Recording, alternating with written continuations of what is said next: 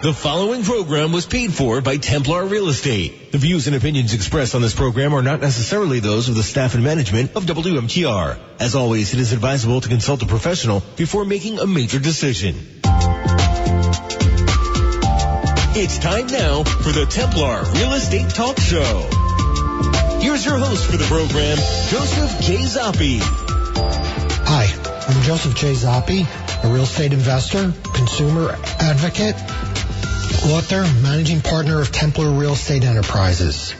You could reach us at templarcashforhouses.com or call us at 973-315-7990. And we could answer any questions you may have, or you could email us from our website. If you want to have a topic answered on our air, we'll try our best to answer it, and you could just send that to us as well. My company is a real estate investment firm. We buy houses for cash. We purchase apartments. We do joint ventures with real estate investors. We loan money for rehabs and provide transactional or gap funding. We work with individuals that want to invest with us in single-family houses up to apartment buildings. We're constantly looking for additional houses to purchase as well as apartment buildings. For apartment buildings, we're looking at usually anything. We prefer around 50 plus units, but we'll do units from 10 on up. So if anybody out there has any apartment buildings or interested in selling, please contact us. Another thing is we do not speculate. We're very protective of our money as well as our investors' money. I'm not a real estate agent. I have individuals on staff that are agents that can sell your house through the traditional multiple listing service. But again, we're not a brokerage. The show will continue to go over everything that deals with real estate and how it impacts your financial future. Real estate is one of the biggest investments anyone has, so the more you know about it, the better it is. Also, I'm going to be providing my opinion. It's only my opinion. I ask everyone to do research all the time. Everything that you do, please research. If it's everything from your own attorney to a CPA, always double or triple check. Last week we had a guest on the show, Edwin Kelly. I was talking about investing using your IRA to invest in real estate or other business ventures. We'll be having an event on Sunday, late February, early March. We should know by next week when it will be. And it will go over in more detail in the Parsippany region about investing your IRA in different types of business ventures. Specifically more towards real estate, and that's what we do. So we have a lot of private investors that come to us and they use their IRA to invest in real estate. We believe that, real estate is one of the safer, not the safest, but one of the safer ways of investing your money. Right now, the real estate, the stock market continues to move up, and eventually it's going to top out. The question is when is that going to happen? So real estate, it's always going to be there. You might take a little bit of a hit from a valuation perspective, but the way we invest, you'll continue to have monthly returns as a result of the way we do it. There also will be a lunch and learn in the coming month for real estate agents and different potential ways that they could make additional money, not just through selling of the houses. So that's going to be very exciting. So we should be doing that, again, probably the end of February, early March. One of the things that I constantly talk about is when someone reads something, they take it as gospel. So that's why I'm always talking about looking up the information, getting a balanced approach to what it is. Sometimes you might look at a very liberal set of ads or commentary, but I would request you should look at the other side also, so you could balance it out and see. Each one has their own good points, but unless you get a full picture of it, you might not really get the accurate depiction of what's going on. Case in point, I was just reading something the other day about an economist from MIT that said that I guess in 2016, once Trump gets elected, the world economy is going to go down. And so this is a MIT economist, and he was saying that the economy was going to go down. Well, the economy hasn't gone down. The world economy hasn't gone down. So, again, we must kind of balance what's being said and understand that, unfortunately, in this environment, everything's politicized, whether it's, you're on one side or the other side. I think what really, was really clear to me after not trusting a lot of things on shows is there was it was for the Weather Channel. So there was a hurricane coming, but it really wasn't that bad at that point. And the gentleman announcing on the Weather Channel, he was looked like he was on a 45-degree angle because the wind was blowing. But when they were taping it, somebody was walking behind them, and they were just walking casually. So we see that it wasn't real, it was fake. So I think that really says it. If even the Weather Channel is not accurate in everything they're announcing, that says it all. So it's not really about politics only. It's just it's about gathering headlines and putting on a narrative of whatever that may be, whether it's weather or politics. So I always say, make sure you look it up, make sure you research it really clearly. So over the past few weeks, I've talked about different things you need to look at when you use a cash buyer. Cash buyer is just like our company, where we purchase houses for cash. So some of the things I already went over was how long a business is in existence, being part of the BBB, the Better Business Bureau, signing a contract, and signing a contract is where you sign a contract and then that contract is given to someone else to fulfill. And we normally do not do that at all. Also, in terms of signing a contract immediately. Someone puts a contract in front of you, they say you have to sign. Do not do that. Make sure you send it to your attorney. Next one was proof of funds, where you substantiate, where the buyer should be able to substantiate that they have money. If they're buying it for cash, they should have it, or they should have a line of credit. Next one we said was a place of business. So if someone's going to purchase your home and they say they're in the business of purchasing homes, they should have a place of business, whether it's an office building, a house, but you should know where their place of business is. Next thing we'll go over today is about their website. So nowadays, everyone should be having a website. So I think it tells a lot about a business. You could look at the website and you should see their phone number. You see their business address and some additional things about them. One of the things that I've seen on competitors' websites is where they have only 2 pages. One is basically, we want to buy your house for cash, and the second one was basically to fill out a form. Or maybe it's on the same page. But I think, it gives insight of how the company is. So you want to see different things in there. And maybe they have blogs. Maybe they have testimonials. We have lots of testimonials on our website. But you need something to really understand what's going on and who this business is. Another thing that I've seen on my competitors' websites, where you'll see, it might say, as seen on NBC or Wall Street Journal, so on and so forth. So if they're saying that means they should have been publicized and they should have had an article or something written about them on these different media outlets, whether MSNBC, Wall Street Journal, so on and so forth. Well, a lot of times, if you do the research, you realize that they're just icons or, pictures that are put on the website, but there's nothing behind it in terms of being real.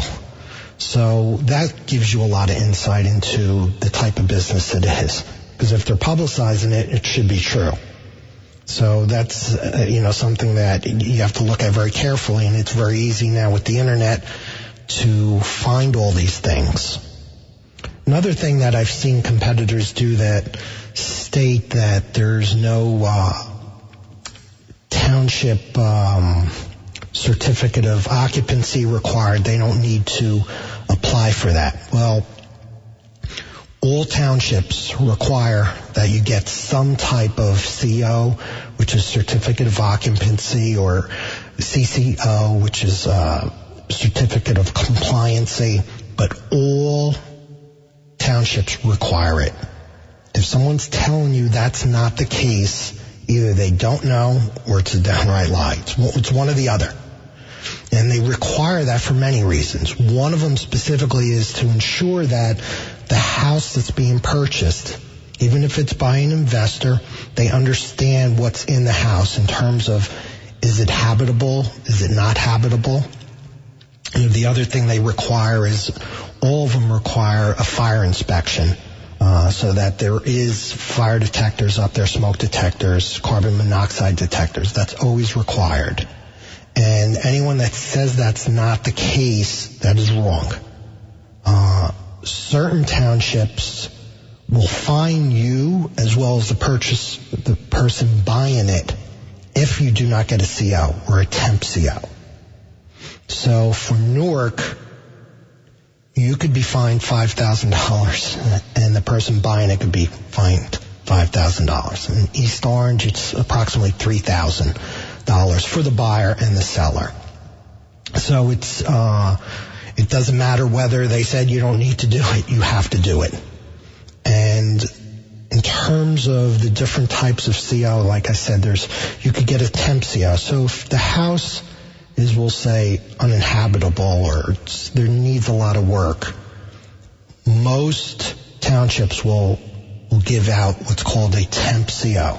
So a temp CO says basically, okay, it's not habitable, but eventually it will be, and the person that buys it is responsible to fix it up. And then that's okay. And a lot of times when we buy a house, we'll buy it with the temp CO, and we'll put the temp CO on it. And that's fine. And then in 60 to 90 days, the township will come out again, take a look and see if we need some additional time to fix everything that's necessary. But all townships do require it. So if you see something that says otherwise, run the other way. You could also very easily call the township up, and they will tell you what it is. Now, certain COs, when they go through it, certain townships require certain things to be corrected. And, sometimes if you're just selling also retail to another person that's buying it, you might have to fix certain things. Case in point, like township like Ewing, which is down near Trenton, they require that you fix the sidewalks. So if there's any sidewalks where it's lifted up, you need to fix that. Each township is different in terms of what they want and what they don't want. Edison, for example, when we went there and purchased the house, they were saying basically that they don't even issue temp COs always, and they have to go through a process, which concerned us a little bit. But we were able to get it approved for a temp CO, but most towns will just say, okay, you could get a temp CO. Whereas Edison was saying, well, we have to look into it and determine whether we're going to give you a temp CO. If not, you're going to have to fix everything beforehand. So there was some anxiety with that when we were purchasing one of our houses. Another one is like New Milford. So New Milford, is another township. Their requirements also looked at whether you had a sidewalk, there was any issues with it. They were always very concerned about the driveway and the ramp, which is the apron going into the driveway. So they were always concerned about that, as well as their fire inspection. Usually with the fire inspection, what the standard is that you should have a smoke detector on every floor. And depending on the situation, you can also need carbon monoxide, especially near the bedrooms. And they also usually require a fire extinguisher within or very close to the kitchen, right near the kitchen. That's usually it. Now, certain townships will say you have to have it mounted on the wall, and that's the majority of them. But we've encountered some that said, well, you don't have to have it mounted on the wall. You just have to have it on the counter for the inspection, because we know it's going to be taken off the wall because it's just an eyesore. So it really depends on the township that you're working with and your house is in. Next thing I'm going to talk about is curb appeal. So when we purchase a house, and also when we were assistant sellers in selling a house, curb appeal is very, very big. We have a couple of things that are very big. Location is obviously very big. The second one is curb appeal. So I'm going to go over a few things in terms of what we do to brighten up the house, to make sure that when someone drives by, they want to come in. And if it doesn't have curb appeal, if you can't get them through the door, that's a major problem. So the first thing is the lawns. The lawns should be as manicured as best as possible. You should use like an edger to make it like clean and everything in its place. The other one is bushes. So a lot of times what we do is we rip out the old bushes. New bushes at Home Depot are very, very inexpensive. So we usually replace all the bushes that are around the house, and it might cost you a couple $100. The biggest thing is just pulling them out. And most of that, depending on the situation, can be done yourself. So what was an interesting story is a lot of times when we buy these bushes, we also buy this it's like a grass. It's a big grass bush. And, we do that a lot for all of our houses. So one of our contractors, he's from Uruguay, and we install it, and he starts laughing at us. And I said, well, what's so funny about this? He says, well, we usually use those just for like the horses to lay on. We never do it to use it to plant around the house to make it look nice. So it was kind of funny that they, what one person uses or one country uses for one thing and another one uses for something else. The next thing is mulch. We're very big on, using the mulch. It just brightens up, makes everything a lot cleaner, especially around the bushes. What we recommend is, and again, this is just a preference of ours, is the black mulch. So the black mulch, it makes, between the grass being green and then the black mulch, it makes everything pop. So it makes it very inviting. The stairways and the walkways, should be cleaned and power washed. We always do that, and, fix up any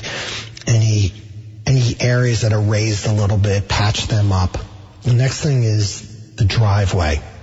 So what we recommend with the driveway is at least to put some tar down, and you can do a sealant for the driveway. That'll also brighten it up, because again, you're going to have that black, and that color just makes things pop. So we're very much into the black mulch, the black driveway, where it's brand new, it looks brand new. Obviously you cannot seal the driveway if it's really in bad shape. I've tried doing that a few times, and it looks probably worse than previous. But I would highly recommend you sealing the driveway, and it'll look good, and it'll look very fresh. Next thing is the screens on the house. If they're old and beat up, just take them off for the time being and just put them aside. You don't want ripped screens. It just, especially old ones, it just, even if they're old, it just doesn't look good. And clean the windows. The other thing has to do with the doors and the shutters. So if you got shutters, what we recommend, a lot of times what we do is we paint them black, and we paint the door black. So again, what you're doing is just making the other colors around the house pop because of that black. So you'll see the black mulch with us, you'll have the green bushes, and then you'll have the front door, which is normally black, and also the shutters. And as a result of that, it'll really pop. Sometimes we go with a different color. So we did a house on 28 Perry Drive in Ewing, and that one we went with like a blue gray color. And it looked good, but as time progressed, we started using black more and more. We had a house on 24 Weldon Road in Edison, and if you look on it on Zillow, you'll see it's a very simple house. It's a small ranch, but we just painted a few things on it, and we put a new driveway in, but you could just see the difference with just the contrast between those colors, with the white and the black. And that's important, just to look at the contrast in colors. We had done a nice house. It was a row house in Dover. It was 10 Baker Street. So what we did is we're looking at it, and the house next to me was a very bright yellow. It's just not appealing. I'm like, okay, what are we going to do here? And then there was one next door. It was like a beige. So we were trying to figure out what color to do. We were looking at grays. So we said, well, let's go with a dark blue. And it contrasts really nicely with the house that was next door, which was a yellow. And then we highlighted everything with white. So again, sometimes what we do is we might put a color on, and we were like, afterwards, like, holy mackerel, that didn't look good. So, make sure you get a couple of samples, test it out, because what you see and when it goes on and it starts to dry are two different things. And that's very, very important. I've painted things rooms before, and said, okay, let's just do this real quick. And then all of a sudden I'm like, holy, we got to change this color. So I highly recommend using paint samples and try to offset and try to contrast as much as possible.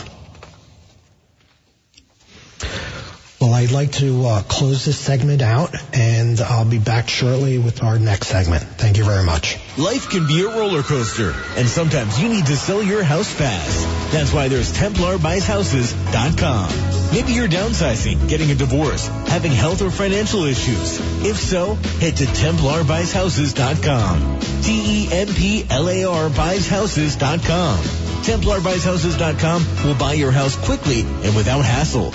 If you've inherited a house that is vacant, contact TemplarBuysHouses.com. Dealing with them is easy and quick. No high-pressure sales tactics, and you won't have to fix up the house. They will buy your house as is. You pick the closing date and when you move out. No commissions and no hassles. Contact TemplarBuysHouses.com. TEMPLAR BuysHouses.com with an A rating from the Better Business Bureau. Call 973-315-7990. That's 973-315-7990. Be sure to tune in every Saturday at 10 a.m. for the Templar Real Estate Talk Show. Get informed and have your questions answered on AM 1250 WMTR. Hello, welcome back. This is Joseph J. Zoppi from Templar Real Estate Enterprises. Again, I want to tell you that we're going to be having an event coming up at the end of next month, February or early March, about investing using your IRA to invest in different types of ventures, whether it's real estate or any other business venture you may know of. Again, what we're investing in for the most part from a real estate perspective is either single-family houses or apartment buildings. So there's a lot of different options with that, and we could go over that at the event.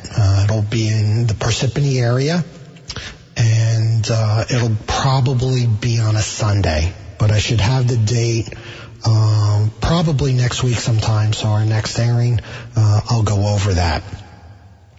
So I'm going to talk a little bit about, again, we're very big on the rentals, and we're very bullish on it. What we do from a sweet spot perspective is we like rentals below 2,000, preferably around 1,300, 1,400, maybe 1,500, somewhere around there. That's affordable to most people. We're not into the luxury type of real estate. I do not like that at all. I don't care that the numbers are great. I don't care about the rate of return. We don't care about that. Because once we do have a downturn, the ones that get hit first are the more expensive rentals or houses or whatever the case may be.